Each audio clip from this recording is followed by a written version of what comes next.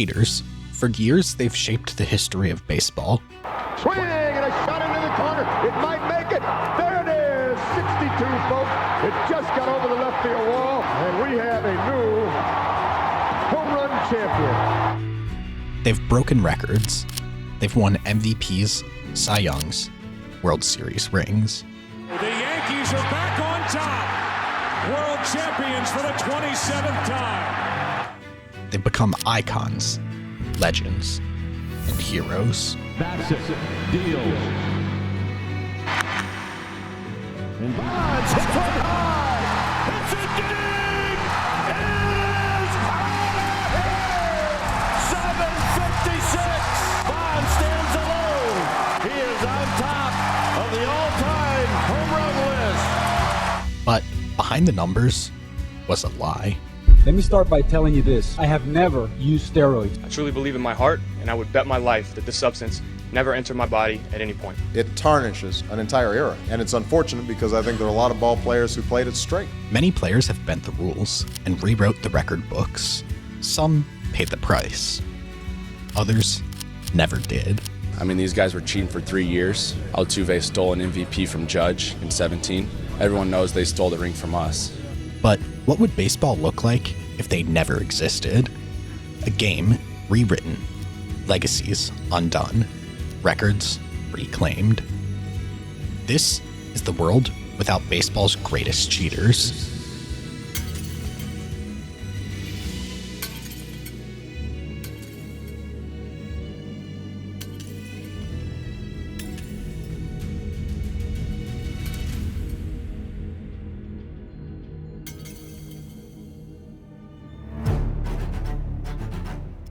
The year is 1990. Baseball stands on the edge of a new decade. And in this version of the story, the cheaters never show up. The first group of players erased from baseball history were those active during the 1990 season, a collection of stars whose legacies were later tainted by scandal. This group includes José Canseco, Roger Clemens, Mark McGwire, Barry Bonds, Rafael Palmeiro, Ken Caminiti, Gary Sheffield, Sammy Sosa, Juan Gonzalez, Lenny Dykstra, and David Sagai, all who failed a PED test, admitted to using PED drugs, or were officially linked to PED purchases through investigations and reports. In addition, Chris Sabo and Albert Bell were also removed, each connected to corked bat scandals that violated the entirety of the game. In this hypothetical baseball world, if a player was suspended, proven guilty, or had compelling evidence against them, they were wiped from MLB existence. The idea is that as soon as there's credible evidence they cheated, even if it came out later, they never existed at all. No drafts, no MLB debut, no impact. Cheaters wiped only include those who did something to enhance their on-field performance, such as steroids, corking bats, or stealing signs. Players who got in scandals for betting on baseball or lying about their age were not cut, since ultimately this did not enhance their performance on the field. With the cheaters gone, we look at how it will impact the future of the league. Superstars disappear from lineups. Franchises lose the faces that they built around. Records are stripped away.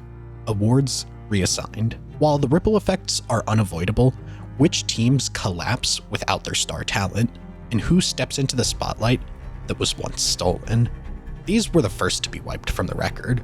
Their stats erased, their careers undone, as we begin to reshape the sport without them. In the real 1990 season, Barry Bonds was named NL MVP, but with him erased from history, the award is up for grabs. The runner-up was Bobby Bonilla, but his season, while strong, doesn't carry the same all-around impact as another candidate, Ryan Sandberg. Sandberg put together a dominant campaign, blasting 40 home runs, posting a .913 OPS, and playing elite Gold Glove caliber defense at second base. In this rewritten history, Sandberg earns his second MVP award, further cementing his status as not just one of the premier players of his era, but one of the greatest second basemen of all time. No other major awards in 1990 were impacted by the removal of cheaters. Now we turn to the team implications. The methodology here is straightforward. For regular season standings, if a team had a cheating player on its roster, we remove that player's WAR, wins above replacement, from the team's win total. For example, in 1990, the Pittsburgh Pirates finished with a 95-67 record, but with Barry Bonds erased and his 9.7 WAR removed, the Pirates lose roughly 10 wins, so we drop them to 85-77. Although we fully acknowledge that this isn't a perfect science. WAR isn't meant to subtract wins from a team precisely one for one, and adjusting standings like this may lead to imbalances. However, using WAR offers the clearest and most consistent estimate of how much value each cheating player contributed, and therefore what their absence might have meant in the standings. With Barry Bonds removed, the Pirates' record drops to 85-77, opening the door for the New York Mets to leap ahead and claim the NL East title, and with it, a postseason berth. A similar shift occurs in the American League. Roger Clemens posted a 10.4 WAR in 1990 for the AL East champion Red Sox, who finished 88-74.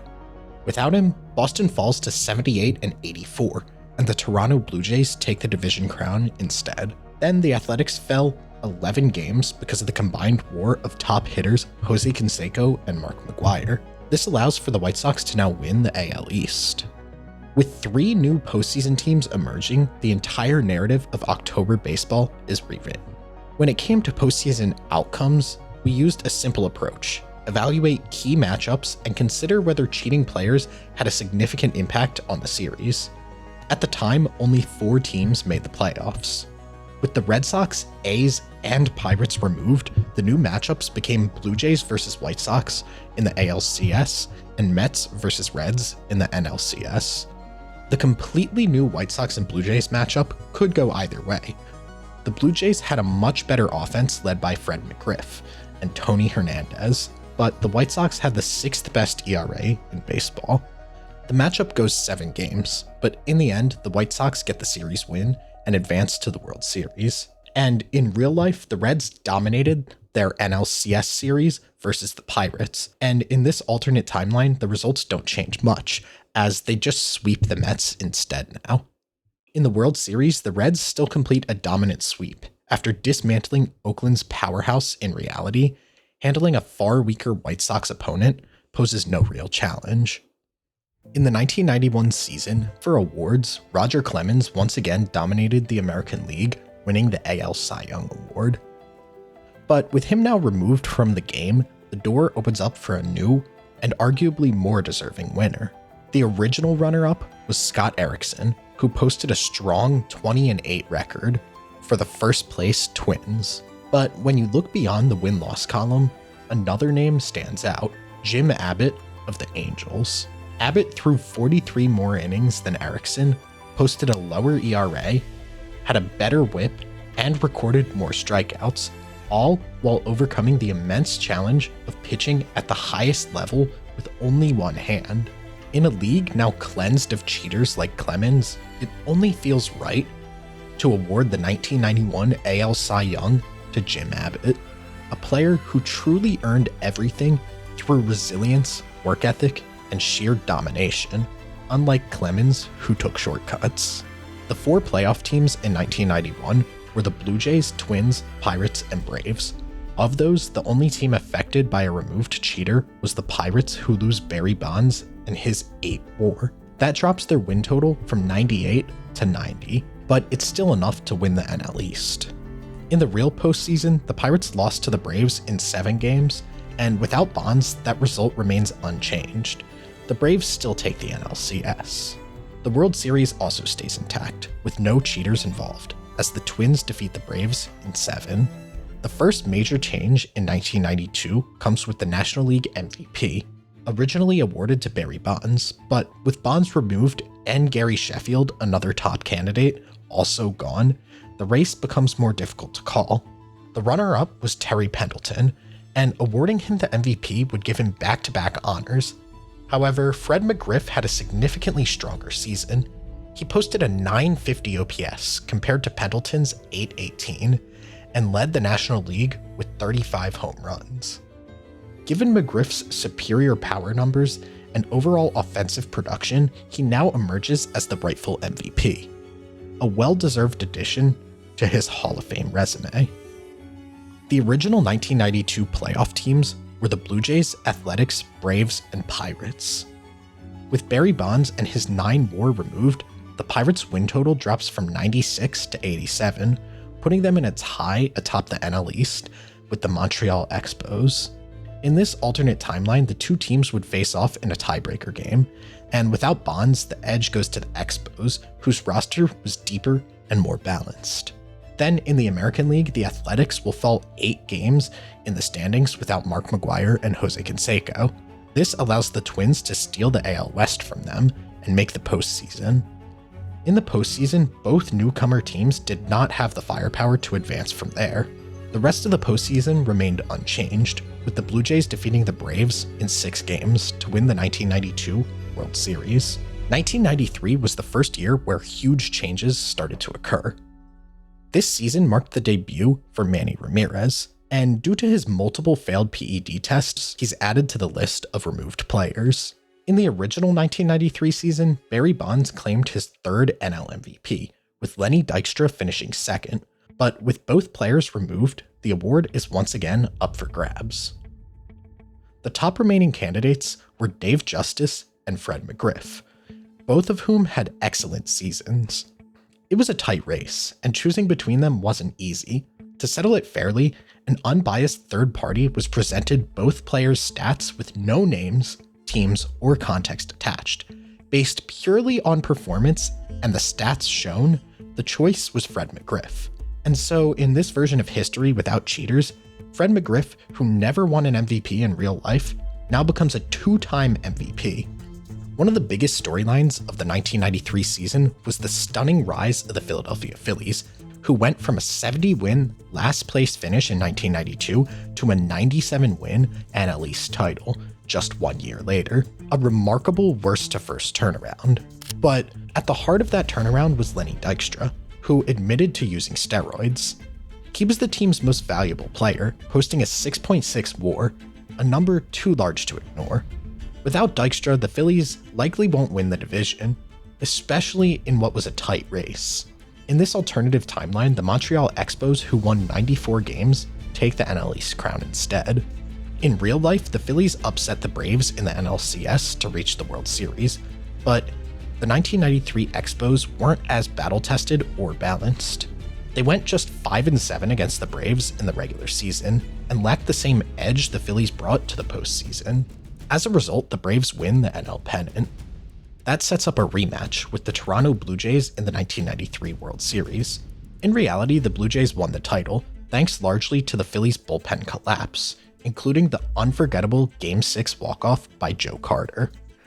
But this time, the outcome changes. The Braves' bullpen in 1993 was elite, featuring 3 relievers with ERAs under 2.3, compared to the Phillies' bullpen, which didn't have any. Atlanta's pitching depth gave them the edge in close, high-leverage games, especially the kind that unraveled the Phillies, like Game 4, which the Phillies lost 15-14, and Game 6, where the bullpen gave up a series-ending blast. Against the Braves, these games would play out differently. With a comparable offense and a far superior bullpen, the Braves do what the Phillies couldn't, and Atlanta wins the 1993 World Series. The 1994 season was one of the strangest in baseball history. No major awards were won by cheaters, and while that alone is sort of strange to happen in baseball at this time, that's not the reason. The postseason was canceled altogether due to the infamous players' strike. So the only significant development in the context of our timeline was the MLB debut of Alex Rodriguez, who would later be suspended for PED use. As a result, he's now added to the removed list of cheaters going forward. The 1995 season introduced 2 more key names to the list of removed players, Jason Giambi and Andy Pettitte, both of whom would later be linked to PED use. While no major awards were won by cheaters this year, a new expanded playoff format was added, which allows far more opportunities for historical outcomes to shift. Interestingly, despite the removal of several players, none of the playoff teams changed. In the ALCS, the Indians faced off against the Seattle Mariners. Two of Cleveland's top offensive contributors were Manny Ramirez and Albert Bell, who were both removed from this timeline. In the real series, Ramirez went 6 for 21 with 2 home runs, and Bell was 4 for 18 with 1 homer.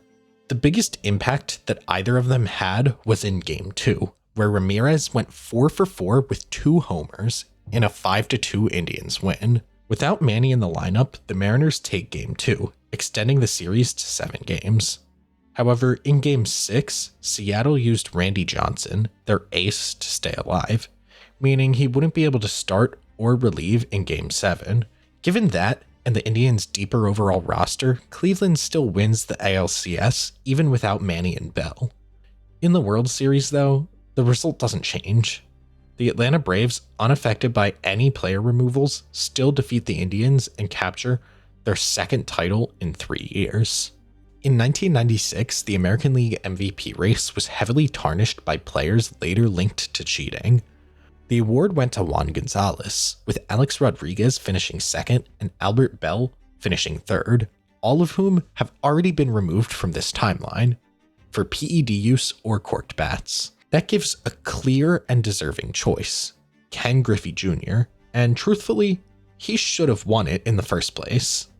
Griffey posted a higher WAR than all 3 of these players who originally finished above him, and he did it while playing Gold Glove defense in center field and staying clean in an era clouded by shortcuts.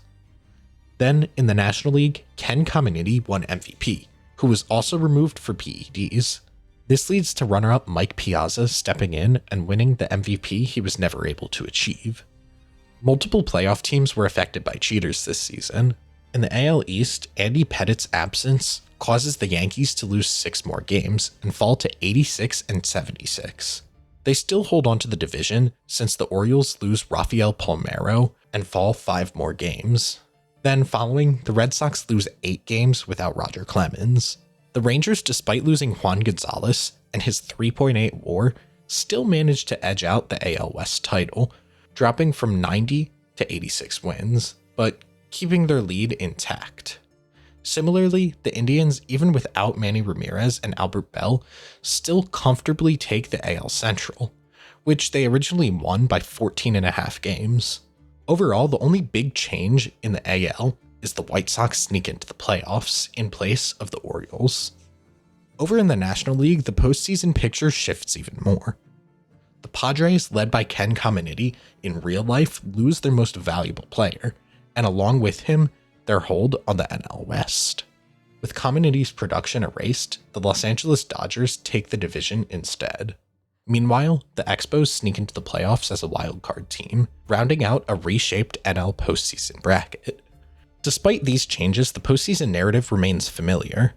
In real life, both the Yankees and Braves got hot at the right time and dominated their way to the World Series. Even with slightly different matchups and the Yankees losing Andy Pettitte, the same 2 teams still make it to the Fall Classic. But this time the result changes. Pettitte took the loss originally in Game 1, and that outcome remains the same. But his most crucial contribution came in Game 4, where he threw 8 1/3 scoreless innings in a 1-0 Yankees win. Without him, that game swings the other way, and now it's the Braves who take it, and send the series to a decisive Game 7. Game 7 is played at Yankee Stadium, with Tom Glavine facing off against David Cone, 2 pitchers who had both thrown well earlier in the series. It's a low-scoring, tense game. Both teams know it could go either way. The Braves had already won 2 games in New York during the series, so the crowd doesn't shake them. What ends up making the difference is Tom Glavine. He was locked in all postseason with a 1.69 ERA, and in this deciding game, he delivers again. Atlanta wins a close Game 7 that felt like it could be a coin toss. They capture their 3rd straight World Series title. In the 1997 season, Miguel Tejada made his MLB debut, but now he's removed from this timeline due to multiple infractions. He was caught using a corked bat during his career and was also named in a PED investigation. David Ortiz also debuted this season, and there have been speculations of him using PEDs in the minor leagues. However, without evidence that it occurred during his MLB career, he won't be removed. In this season, Roger Clemens won Cy Young again, but instead Randy Johnson takes this award. As for playoff implications, the Giants lose 8 more games due to Bond's 8.2 WAR, and instead, the Dodgers win the NL West. The removal of other star players caused the top teams to lose more games but don't alter their standings. Manny Ramirez didn't do much in the ALDS versus the Yankees, hitting just 143, so the Indians still advance. In the real ALCS versus the Orioles, Manny had a huge Game 4, going 3 for 3 with 2 walks, 2 runs scored, and an RBI in a key Cleveland win. Without him, the Orioles take Game 4, and the series goes to Game 7. This time, Game 7 is in Baltimore, and the Orioles start Scott Erickson, who already dominated Cleveland in Game 1 at Camden Yards. With home field and pitching advantage, the Orioles win the ALCS and move on to the World Series. In the NL, Gary Sheffield doesn't have a major impact in the regular season or the NLDS, so they still advance to the NLCS. But the NLCS is a different story. In their 4-2 series win over the Braves, Sheffield arguably was the best offensive player. Game 1, he reached base 3 times and scored 2 runs in a 5-3 win. Game 3, he reached base 3 times, scored 2 runs, and drove in a run in another 5-2 win. In Game 6, he reached base 4 times and scored 2 runs in a 7-4 win. Without his production, the Marlins lose at least 2 of those games, and the Braves take the series, reclaiming the NL pennant. With the Orioles replacing the Indians and the Braves taking the Marlins' spot, the 1997 World Series is now Baltimore versus Atlanta. While the Orioles still had a solid squad even without Rafael Palmeiro, the Braves roster was simply better top to bottom. In our timeline, the Braves win the 1997 World Series, their 4th straight title. In this revised history, without cheaters, the Braves finally become the dynasty everyone believed they were capable of being, fulfilling the potential that in real life always felt just out of reach. Also in the 1997 season, an interesting impact happened at the bottom of the standings. Without Sammy Sosa, the Cubs lose 2 more games due to his 2.5 WAR.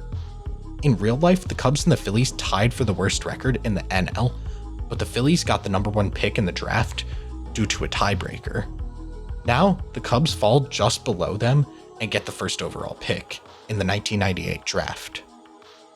They use that to select Pat Burrell, altering the future of both franchises. In 1998, Carlos Beltran made his debut, but now he's removed due to his huge contribution to the Astros sign-stealing scandal. The 1998 season is best remembered for the legendary home run race between Mark McGwire and Sammy Sosa, a thrilling chase that gave baseball a ton of attention that summer. Both sluggers shattered Roger Maris's long-standing single-season home run record of 61, Sosa finishing with 66 and McGwire blasting 70, setting a new all-time mark. However, with both Sosa and McGwire removed, the home run race instead became Ken Griffey versus Greg Vaughn. Griffey hit 56 home runs this year, challenging Roger Maris's record, but it wasn't quite enough, and that'll stand for now. The NL MVP this season was Sammy Sosa, with Mark McGwire finishing second.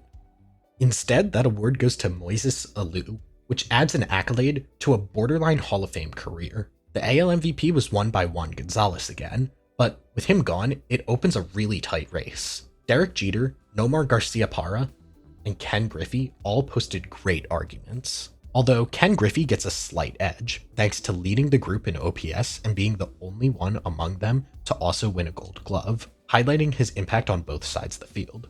Roger Clemens originally took home the AL Cy Young Award, but with him removed, the choice becomes clear: Pedro Martinez. Dominant across the board, Pedro earns what is now his 2nd straight Cy Young, and without Clemens, he can really establish himself as the most dominant pitcher of this era. Many playoff teams had cheaters this season, but it ultimately had little impact on the division winners. The biggest shakeup came in the NL wildcard race, where the Cubs, without Sammy Sosa and his 6.5 WAR, dropped 7 games, falling out of contention and allowing the Mets to take their spot. In the AL, both the Yankees and Indians lost key players in Andy Pettitte and Manny Ramirez. But They still comfortably won their divisions. Only change came in the AL West, where the Rangers without Juan Gonzalez lost 5 more games, opening the door for the Angels to win the division. Once the postseason began, however, the changes had minimal effect. The Mets, like the Cubs originally, were eliminated in the first round by the Braves, and the Angels fell to the Yankees, just as the Rangers had. From there, the rest of the 1998 postseason played out the same, with no major outcomes altered and the Yankees winning the World Series that they really didn't need Pettit in. In 1999, dominant reliever Eric Gagne made his MLB debut and is added to the list of removed players. The only major award affected this season was the AL Rookie of the Year. Although Carlos Beltran debuted in 1998, his official rookie season was 1999, but with him removed, the award now goes to Freddie Garcia, who put together a strong year on the mound. Several postseason contenders, including the Indians and Astros, had cheaters removed from their roster. However, the impact was minimal. Most had large divisional leads, or their removed players didn't significantly affect the outcomes. In the AL West, the Rangers lost 9 more games due to not having Rafael Palmeiro or Juan Gonzalez, but the Athletics trailing them lost Jason Giambi, so the Rangers were still able to hold on to the division. The biggest change came with the Yankees, who lost both Andy Pettit and Roger Clemens, their number 3 and 4 starters. Both players were solid, and they combined for just over 5 WAR, dropping the Yankees from 98 to 93 wins. That shifts them from AL East champions to a wildcard team. Originally, the Yankees swept the Rangers in the ALDS, allowing just 1 total run, with dominant starts from both Pettit and Clemens. In the revised version of the playoffs, they instead faced the Indians, who are now without Manny Ramirez and Bartolo Colon. The matchup is tougher, but with no Manny in the lineup, the Yankees still advance, likely in a close 5-game series. In the ALCS, it's still Yankees versus Red Sox. The Yankees originally won in 5 games. Clemens started Game 3 and was shelled in a 13-1 loss, so removing him doesn't hurt. Pettit started Game 4, which the Yankees won 9-2, a win that they'd likely still get even with another starter. The Red Sox now have home field advantage, so we flip 1 more game their way, but New York still wins the series 4-2. Over in the NL, no major changes occur. The Braves still reach the World Series to face the Yankees. In real life, the Yankees swept Atlanta, winning games 1 and 2 without Pettit or Clemens. Pettit had a rough outing in Game 3 and got a no decision, so that game still goes to New York.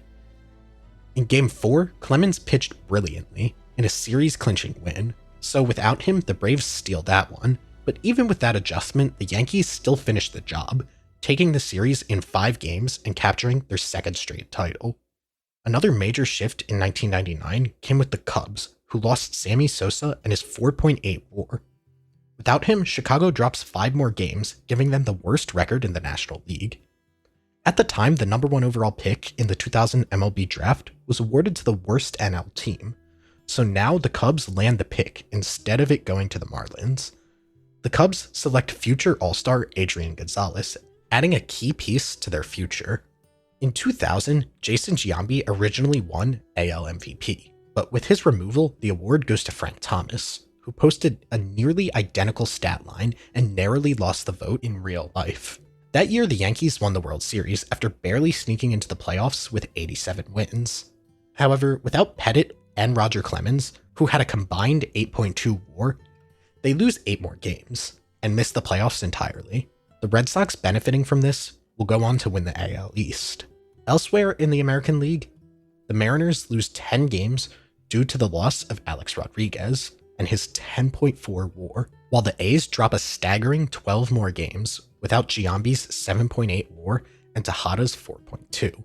This opens the door for the Angels to win the AL West and knocks Oakland out of the wildcard race, allowing the Indians, who even without Manny Ramirez barely sneak in. In the NL, despite losing Mark McGwire and Barry Bonds, the Cardinals and the Giants still reach the postseason due to their substantial division leads. As a result, the National League playoff bracket and results remain unchanged, with the Mets advancing to the World Series just like they really did this year. In the AL, the matchups all changed. The White Sox, who were swept by Seattle in real life, now beat the Indians. Then the Red Sox knock out the Angels. And then following, in the ALCS, the Red Sox defeated the White Sox, setting up a Mets vs. Red Sox World Series. With a slightly more balanced roster, the edge goes to the Mets, who win it all in 7 games. The 2001 MLB season was headlined by the Seattle Mariners tying the all-time record with 116 wins and by an MLB-wide power surge that rewrote the history books. Barry Bonds smashed a ridiculous 73 home runs, setting an all-time single-season mark and winning NL MVP. Right behind him, Sammy Sosa hit 64 and finished runner-up. But without either of them, in this reality, the MVP goes to Luis Gonzalez, who crushed 57 home runs with an average of .325. That now makes him the player with the most home runs in a single season since Roger Maris's 61, which is still historic, and it gets even more of a spotlight now. On the AL side, Roger Clemens won the Cy Young, but with him out and offense exploding all over the league, there weren't many strong candidates left. Mark Mulder finished second, but we give the award to Freddie Garcia, who had more innings, more strikeouts, and a better ERA than both. The Yankees lose both Clemens and Pettit, but originally won the AL East by 13.5 games, so they still hang on to the division. The Indians, however, take a big hit with Juan Gonzalez and Bartolo Colon removed from the equation. They drop 9 games, which knocks them out of the AL Central lead and allows the Twins to take the division. The Mariners, who had a record-setting year, didn't have any major cheaters. Mike Cameron was flagged for a stimulant, but it was likely unintentional and unrelated to his performance, so we decided to keep him active. With that, Seattle still cruises to the AL West title. The A's, who originally won 101 games, now lose Miguel Tejada and Jason Giambi, losing a combined 13.4 WAR. They fall back to 88 wins, but somehow still hold on to a wildcard spot. In the National League, none of the playoff teams were meaningfully affected by PEDs, so that side of the bracket remains the same, with the Diamondbacks advancing to the World Series. In the AL, the Twins face the Mariners in the first round and fall in that matchup. The Yankees, missing their 2 aces, face the A's, missing their 2 top bats. The Yankees still manage to pull through, less affected by their losses. That sets up yet another Mariners vs. Yankees ALCS. In real life, the Yankees won it 4-1, with close wins in Game 1 and Game 4, thanks to big performances from Clemens and Pettit. Without them, the Mariners' offense flips those results. Game 5 was a blowout Yankees win, and still goes their way, so now it's 3-2 Mariners heading back to Seattle. They finished the job in Game 6, taking the series 4-2, and advancing to their first World Series in franchise history. In the World Series, the Mariners meet the red-hot Diamondbacks, led by the best 1-2 pitching punch in the game, Curt Schilling and Randy Johnson. As much as I want to give this to Seattle, if the Yankees, even with all their experience, couldn't beat Arizona that year, it's hard to believe that the Mariners could. The D-backs win the series in a hard-fought 7 games. The 2002 season saw the official debut of Marlon Byrd, but in our version, he never steps onto the field. The American League MVP in real life was Miguel Tejada, but he's now removed from the timeline.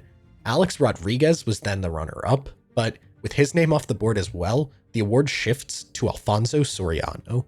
In the National League, Barry Bonds turned in one of the most absurd seasons in baseball history. A .370 batting average, a record .582 on-base percentage, and 198 walks. But he's out of the picture now. That opens the door for a tight 3-way MVP race between Albert Pujols, Lance Berkman, and Vladimir Guerrero. All 3 were monsters at the plate, but Guerrero edges them out thanks to his 39 home runs, 40 stolen bases, a .1010 OPS, and elite defense. He nearly pulled off a 40-40 season and was a true 5-tool player, giving him the slight edge over the other 2.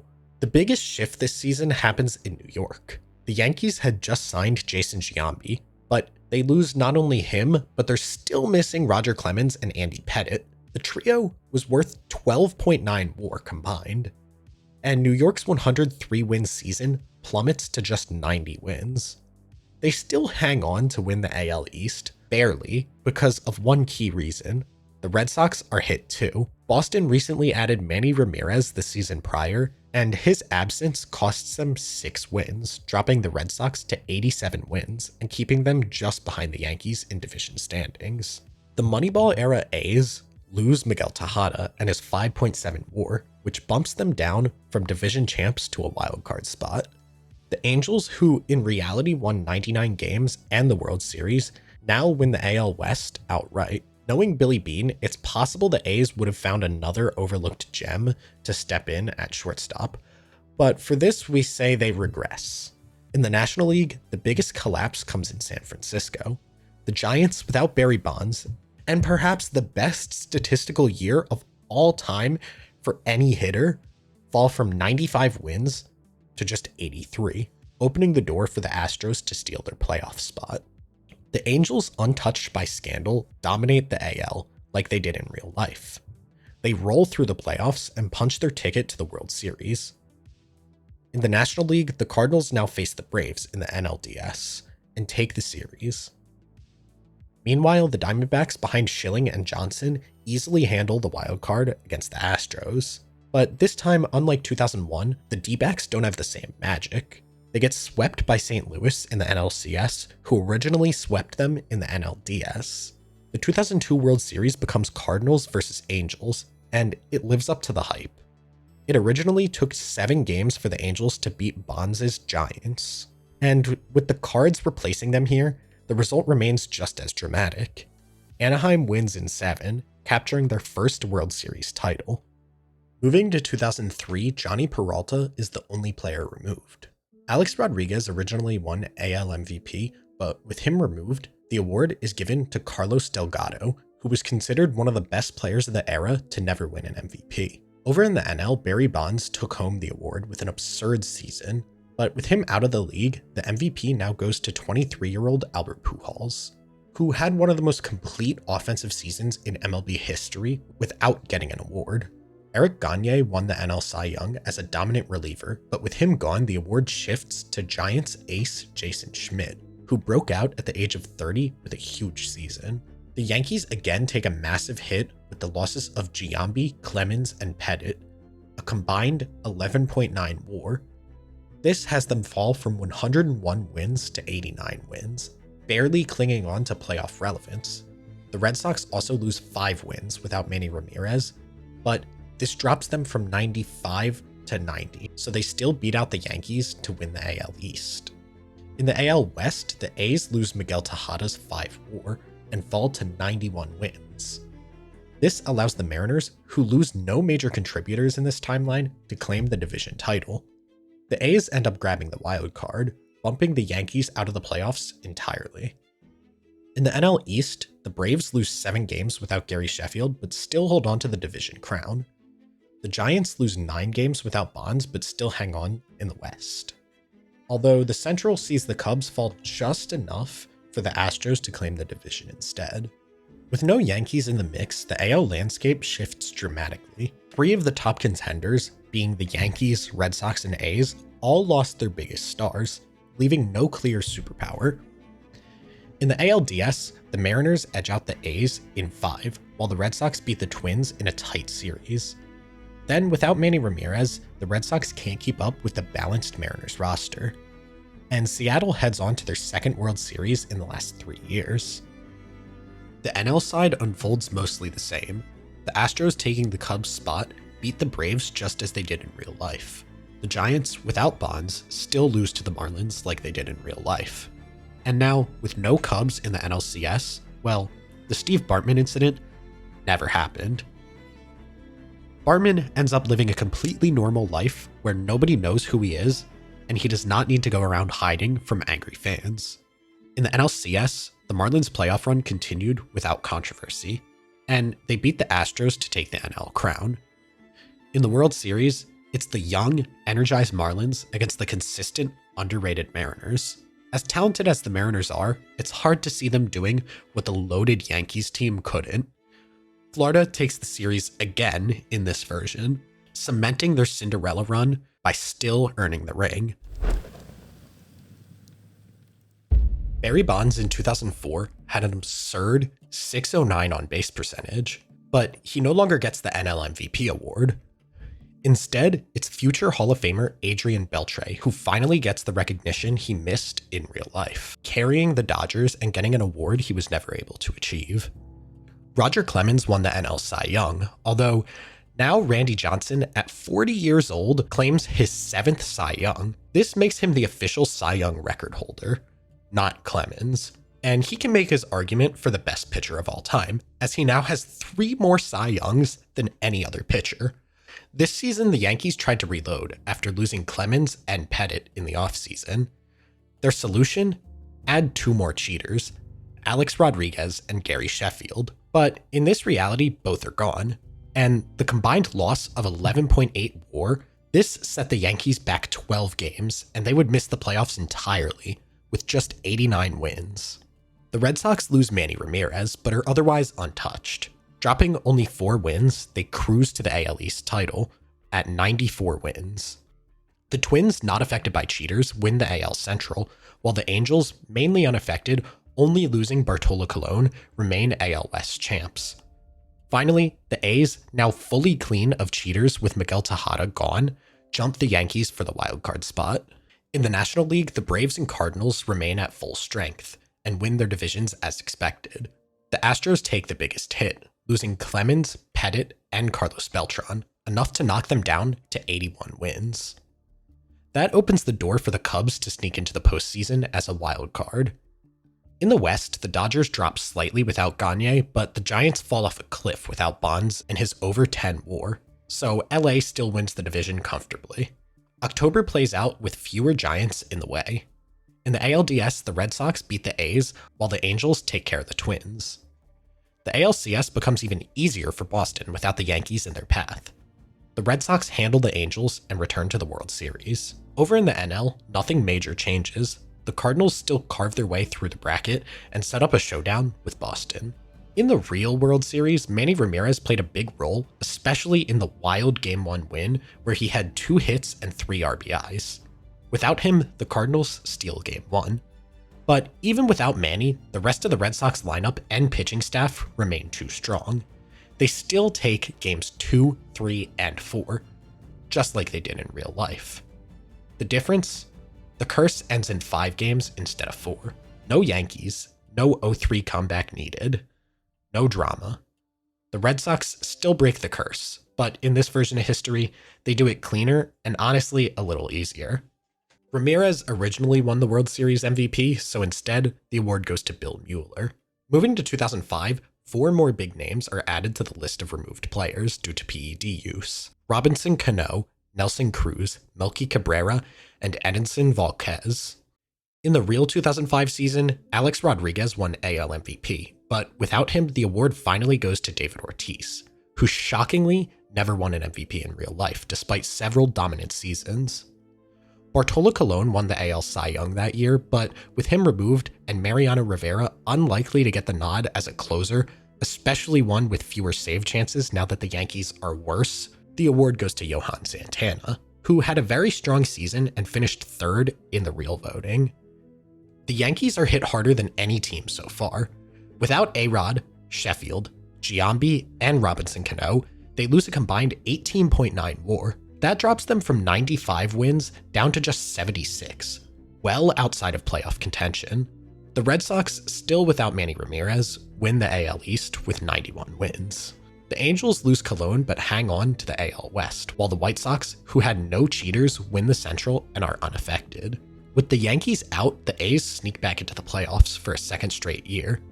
In the National League, the only cheating-heavy playoff team was the Astros, carried in part by Andy Pettit and Roger Clemens.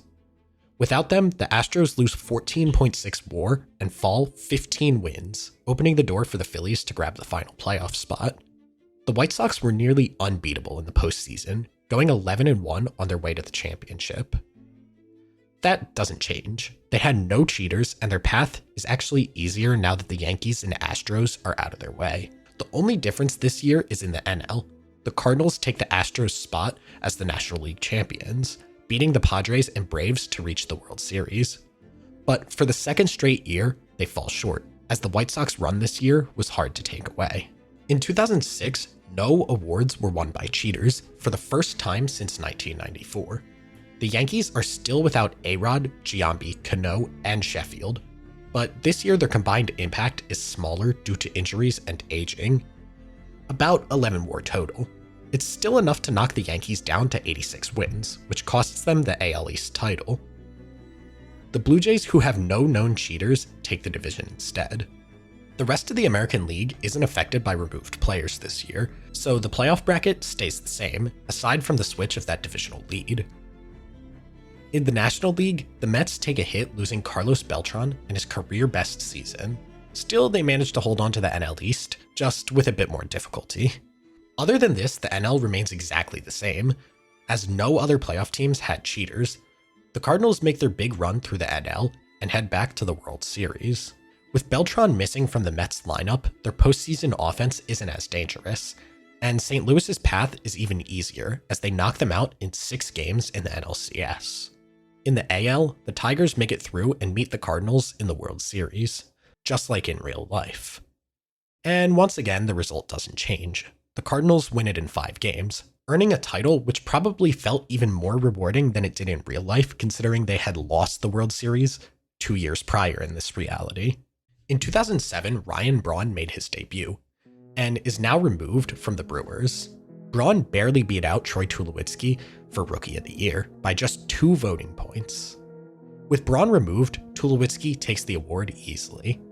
A-Rod originally won the AL MVP, but in this version, the award goes to Maglio Ordonez, who had one of the best seasons in recent memory to not win an MVP.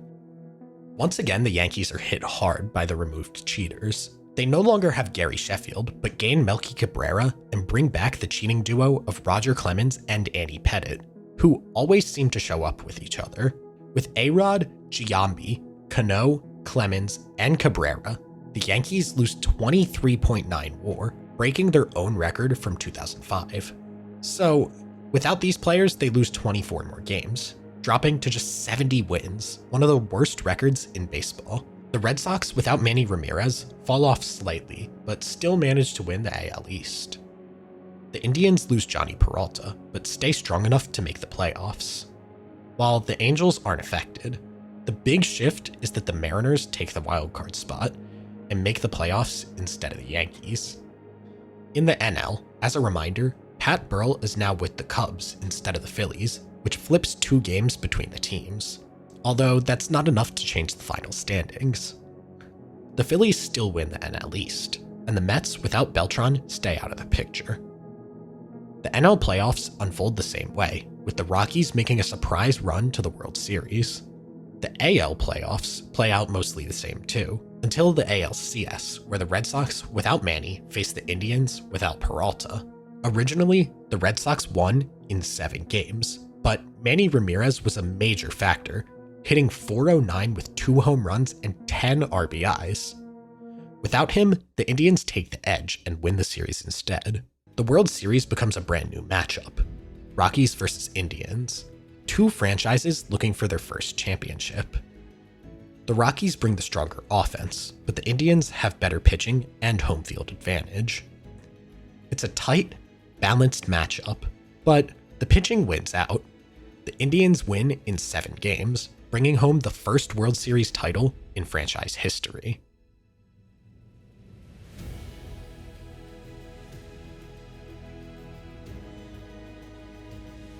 I'm 75 years old today, and I have waited for the Cleveland Indians to do what they needed to do, because they won!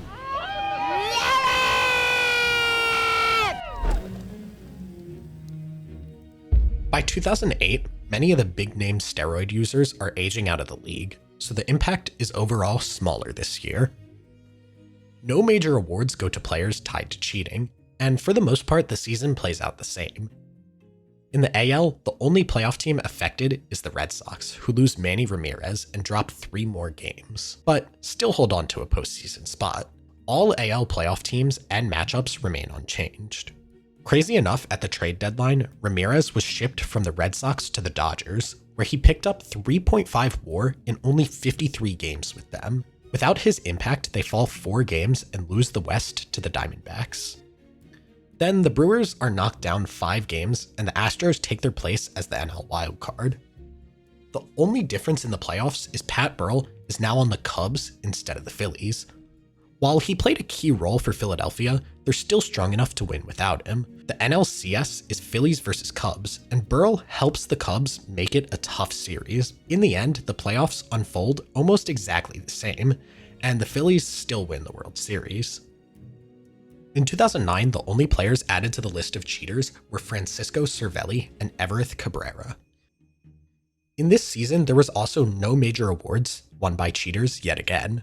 However, the postseason is where we saw some major impacts. The 2009 World Series champion Yankees take a big hit this year, losing Cano, A-Rod, Melky Cabrera, Francisco Cervelli, and Andy Pettitte, a combined 13.9 WAR.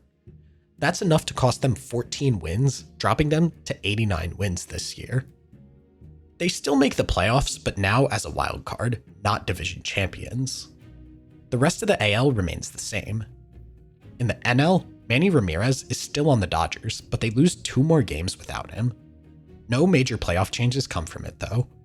In the postseason, the shorthanded Yankees lose in the first round to the Angels, while the Red Sox edge out the Twins. Then the Angels beat Boston in 6 to reach the World Series. The NL playoffs play out the same, and the Phillies return to the World Series with little resistance. Phillies versus Angels makes for a fun matchup, but without the full-strength Yankees in their way, the Phillies take advantage of their playoff experience and more balanced roster to win it in 6 games. Pedro Martinez, who many forgot was a Philly, gets 1 more ring in his final season. The Phillies go back-to-back and show how dominant this era of their team really was. Henry Mejia made his debut in 2010, and he was the first person with a lifetime ban for PEDs. But here he's completely removed, so that lifetime ban extends to the beginning of his career. No major awards were won by cheaters this season. The Yankees lose A-Rod, Robinson Cano, Francisco Cervelli, and Andy Pettitte, costing them 15.8 WAR, good for 16 more losses. That drops them to just 79 wins, and they miss the postseason entirely. Their spot goes to the White Sox, who slide in as a wild card. The Rangers also take a hit, losing 4 games without Nelson Cruz, but manage to win the AL West. In the NL, nothing changes. Same playoff teams and records. In the ALDS, Nelson Cruz had a big role in the Rangers series win over the Rays, going 8 for 20 with 3 home runs. Without him, the Rangers World Series run now falls short, as they lose in the first round to the Rays. The Rays, after this win, go on to beat the Twins in the ALCS and make the World Series. Over in the NL, the Giants make it back to the Fall Classic, just like before. In the World Series, the Rays aren't much tougher than the Rangers were, and the Giants still win in 5, behind their deeper and more talented roster. Now, on to 2011.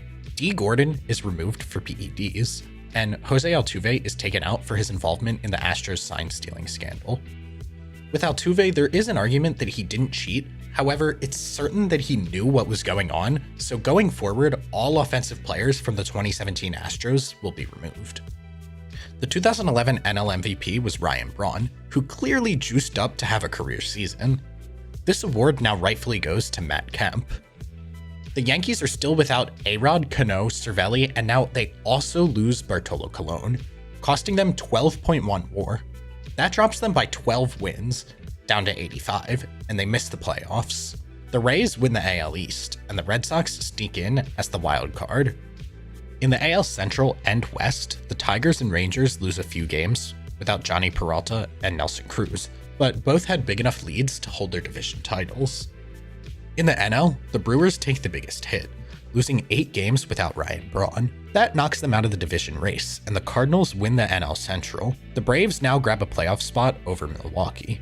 No other NL teams were affected. In the AL playoffs, the Tigers faced the Red Sox in the first round and beat them, while the Rangers beat the Rays, setting up the same ALCS as before. But this is where things change. Nelson Cruz was on a tear during this playoff run. He hit a postseason record 8 home runs, with 6 in the ALCS alone, earning Series MVP. Without him, the Rangers lose key games. In Game 1, a 1-run win, Cruz homered. In Game 2, a 4-run win, he drove in 5 RBIs. Take that away, and the Tigers flip the series to win it in 7 games. On the NL side, the Cardinals still ride their momentum, but now face the Phillies in the NLCS, which goes the full 7 games. It's the World Series, and it's Tigers versus Cardinals. And while the Tigers had more pitching to challenge them than the Rangers did, there's no rewriting the magic of the 2011 Cardinals, one of the clutchest runs in postseason history. The Cardinals win it all in 7. In 2012, a few solid but not major impact players are removed this year. Freddie Galvis, Starling Marte, and Yasmani Grandal, all for PEDs. No major awards change hands. The Yankees take another big hit, losing Cano, A-Rod, and Pettit again, which costs them 12.9 more and drops them 13 more games. They fall to 82 wins, missing the postseason entirely.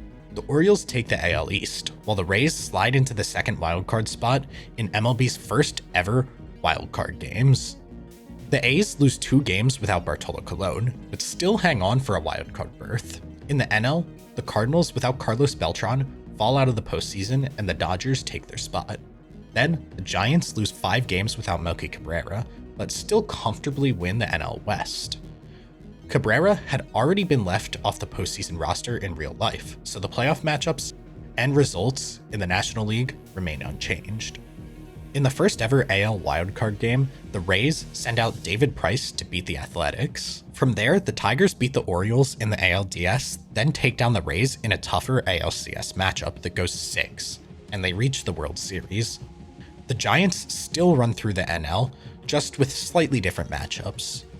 However, the final matchup stays the same, Tigers versus Giants, and so does the result. The Giants sweep the series 4-0. Now, moving on to 2013, Evan Gattis is added to the list of removed cheaters due to his involvement with the Astros sign-stealing scandal. No major awards change hands this year. In the AL, all playoff teams stay the same, but the Tigers, missing all-star Johnny Peralta, drop in the standings and enter the postseason as a wild card instead of division champs. In the NL, the Pirates lose 5 games without Starling Marte, and that drops them to the second wild card. The Reds now host the game and get a big boost because Johnny Cueto is much better at home and leads them to a win that flips the original result. In the AL wildcard, the Tigers beat the Rays, but it doesn't matter much. They lose to the Red Sox in the ALDS instead of the ALCS, and the Red Sox continue on to the World Series either way. In the NLDS, the Cardinals beat the Reds and the Dodgers handle the Braves, setting up for the same NLCS. But this time Carlos Beltran is missing from the Cardinals lineup. He had driven in all 3 runs in their real-life Game 1 win, but without him, the Dodgers take Game 1, and the series goes the full 7 games. But even with that shift, the Cardinals still take the series thanks to having Adam Wainwright ready for Game 7, while the Dodgers don't have Clayton Kershaw available. Ultimately, the World Series plays out the same. Red Sox win in 6 over the Cardinals. On to 2014, George Springer debuted and was removed for his major involvement in the Astros sign-stealing scandal. By 2014, the Astros were still rebuilding, and most of the remaining PED-linked players were on average or below average teams. No major awards or league outcomes are affected by their removal. The biggest impact comes from the Cardinals, who lose 6 more games without Johnny Peralta, dropping them from division champs to a wildcard team. This shift gives the Pirates the division title. It sets up for a loaded NL wildcard game between the 2011 champion Cardinals and the 2012 champion Giants. Given how the Giants beat the Cardinals in the NLCS in real life that year, they take this one too. This lets the Pirates reach the NLCS, but the Giants steamroll their way through the bracket once again. In the end, the World Series result remains the same. Giants beat the Royals in 7. In 2015, Carlos Correa, Alex Bregman, and Yuli Gurriel are the next players removed due to their role in the Astros sign-stealing scandal. Correa originally won Rookie of the Year, so that honor now goes to Francisco Lindor of the Indians. The Astros made the postseason as a wildcard team this year, but because of the removal of almost their entire offense, From now on in the video, we'll be treating the Astros as if they don't exist. In this season, the Angels take their place as the AL wildcard team. The Yankees, already slipping, lose 3 more games due to 39-year-old A-Rod being removed. That costs them home field advantage in the wildcard game. Now it's Angels versus Yankees in Anaheim, and the Angels win. This is short-lived, as in the ALDS, the Angels fall to the Royals in 5 games. In the NL, the only removed players are Johnny Peralta, who only had 2 hits this postseason, and 42-year-old Bartolo Colon, who had a minor bullpen role for the Mets. Their absence doesn't change anything. The rest of the postseason plays out exactly the same as real life. The Royals win the World Series over the Mets. 2016 was one of the most unforgettable years in baseball history, and luckily it stays intact, as only a few changes happen. Bartolo Colon, who had a shocking 3.5 WAR bounce-back season for the Mets, is removed. Without him, the Mets miss the playoffs, and the Cardinals sneak into the NL wildcard instead. This sets up a dream wildcard matchup, Cardinals versus Giants. This time the Cardinals win the game, getting their revenge from 2012 and 2014. However, their run gets squashed just like the Giants' run did to the Cubs. The rest of this postseason is history. Cubs versus Indians still happens. Game 7 still goes to extras. The Cubs still break the curse. Baseball's most magical ending remains untouched. However, the next season was known for baseball's biggest cheating scandal, and everything changed as a result. In 2017, Jose Alvarado is removed from the league after testing positive for PEDs. More importantly, Jose Altuve, at the center of the Astros sign stealing scandal, is stripped of his MVP award. That honor now goes to Aaron Judge, who crushed 52 home runs as a rookie. He joins Ichiro Suzuki and Fred Lynn as the only rookies to ever win an MVP. In the National League, Giancarlo Stanton's 59 home runs actually became the new NL single-season record, with all the home run hitting cheaters removed. Then, with the Astros disqualified from playoff consideration, the AL West is won by the Angels despite finishing just 80 and 82. In the playoffs, the Yankees followed the same path, winning the wildcard game and upsetting Cleveland to reach the ALCS. The Angels filling Houston's place get bounced quickly by the Red Sox in the ALDS. That sets up another classic Yankees-Red Sox ALCS. The series, of course, goes the distance. Game 7 is at Fenway, with Chris Sale on the mound. The Red Sox, deeper and more balanced this season, win the series in 7. In the National League, no changes occur. The Dodgers still storm through the playoffs and make the World Series. Now facing Boston instead of Houston, the Dodgers, who won 104 games and had a red-hot postseason offense, finally break through. In a much cleaner matchup, the Dodgers beat the Red Sox in 6 and capture a long-awaited title. The Red Sox were caught using illegal video replay tactics to steal signs during the 2018 season. While the scandal wasn't as extreme as the Astros and no individual players were directly tied to using the system, the team still faced consequences. For fairness in this timeline, the Red Sox are ruled ineligible for the 2018 postseason, but all player stats and awards remain. Mookie Betts still earns AL MVP honors. With Boston's 108-win season wiped from the standings, the Yankees take the AL East with 100 wins. The Astros, missing almost their entire offense, fall out of playoff contention, so the Athletics win the AL West. The now open wildcard spot goes to the Mariners, making their first appearance in nearly 20 years. They face the Rays, and Tampa Bay wins the wildcard game behind a dominant outing from Cy Young winner Blake Snell. Then in the ALDS, the Yankees beat the Rays in 5 games. The Indians edge out the Athletics in a tightly contested 5-game series. Their elite rotation featuring Corey Kluber, Trevor Bauer, Mike Clevenger, and Carlos Carrasco, all in their primes, gave them the edge. That pitching strength shows again in the ALCS, where the Indians outlast the Yankees in 7 games. Both teams had explosive offenses, but Cleveland's rotation carried them through. Over in the National League, nothing changes except for the Dodgers, without Grandal, fall to a wildcard team. However, his playoff impact was very minimal, and the Dodgers reached the World Series once again. But this time they fall just short. In a back-and-forth 7-game series, the Indians break through and claim the World Series ring. The 2019 season saw the debut of 2 future stars, Emmanuel Clase and Fernando Tatis Jr., both of whom enter the list of removed players due to PED use. The Astros, still without the core of their offense from the fallout of past scandals, fall out of the playoff picture once again. The Athletics claim the AL West title, and the Indians grab the second wildcard spot. In the wildcard game, the Rays ride their elite bullpen and beat the Indians. The Yankees then take down the Rays in 4 games in the ALDS. The Athletics handle the Twins, who are missing their biggest bat, Nelson Cruz, due to his cheating removal. Then, in the ALCS, the Yankees overpower the A's in 6 games to win the pennant. The National League remains unchanged, setting up a World Series matchup between the Yankees and the Nationals. Despite the change in opponent, the result is still the same. The Nationals win it all. Their pitching staff was untouchable, and the lineup was red hot during this run. If they could beat the Astros' stacked team in real life, they're more capable of beating the Yankees in this timeline.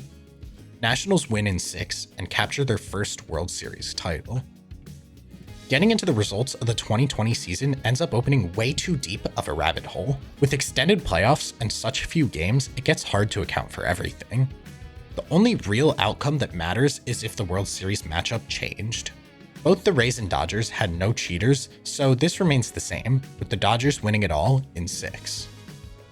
While many pitchers were using sticky substances in the 2021 season, they won't be removed since the enforcement for it didn't begin until mid-year, and while it was technically illegal, it was also sort of allowed until then. The Astros, however, are still without their core trio, Carlos Correa, Alex Bregman, and Jose Altuve, and that continues to catch up to them. They miss the playoffs entirely. The Mariners step up and win the AL West for the first time in 2 decades. In the ALDS, the Red Sox still upset the 100-win Rays, and now the White Sox defeat the Mariners in a tightly contested series. This sets up for a Red Sox-White Sox ALCS. Boston's momentum and timely hitting carry them to another pennant. The National League plays out exactly the same as it did in real life, with the Braves making a surprise run to the Fall Classic. In the World Series, Atlanta's clutch offense and powerful rotation get it done. The Braves beat the Red Sox and now capture their 7th title in this reality. The 2022 season opened with history in the making. With all steroid-era sluggers removed from the record books, Roger Maris's 61 home runs once again stood as the official single-season record. That changed when Aaron Judge launched 62 homers. In this timeline, he's not just the American League record holder, he's baseball's all-time single-season home run king. Meanwhile, the Astros went on to win the World Series in reality, but their 2017 scandal still lingers.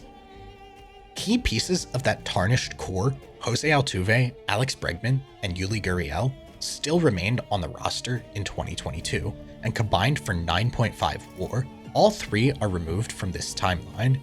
Even without them, Houston still wins the AL West with 96 wins, led by a dominant rotation and rising stars. The playoff bracket stays intact, but the ALCS tells a different story. Against the Yankees, the absence of their clutch veterans proves costly. Rather than getting swept, New York capitalizes and takes the series in 6 games.